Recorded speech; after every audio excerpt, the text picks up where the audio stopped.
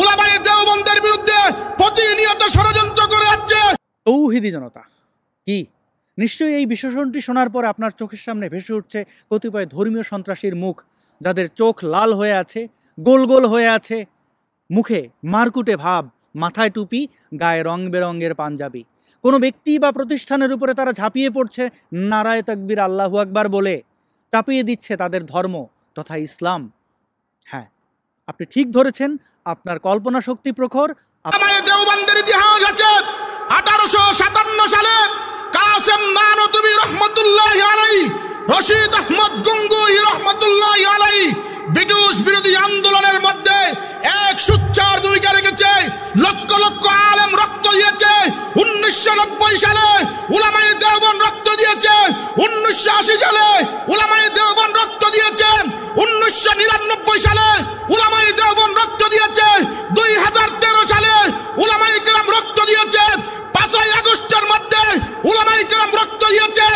এই দেশের মধ্যে উলামায়ে দেওবন্দ বারাটিয়া হিসেবে আছে নাই।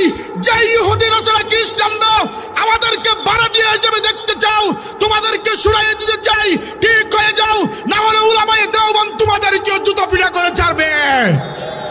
মধ্যে বৈশা বৈশা আসাদ নূর নামে এই কুলাঙ্গারের বাচ্চা আমার রাসূলের বিরুদ্ধে প্রতিনিয়ত ষড়যন্ত্র করে যাচ্ছে, ইসলামের বিরুদ্ধে প্রতিনিয়ত ষড়যন্ত্র করে যাচ্ছে, উলামায়ে দেওবন্দের বিরুদ্ধে প্রতিনিয়ত ষড়যন্ত্র করে যাচ্ছে।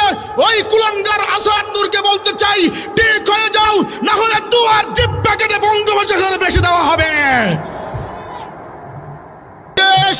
এই দেশ উলামায়ে কেরামের বাংলাদেশ, এই দেশ প্রখর বাঙ্গালের বাংলাদেশ, এই দেশ আল্লামা আহমদ শফির বাংলাদেশ, এই দেশ আজিজুল হক রহমতুল্লাহি আলাইহির বাংলাদেশ, এই দেশ বাবু নগরীর বাংলাদেশ, এই দেশ তাওহীদ জনতার বাংলাদেশ।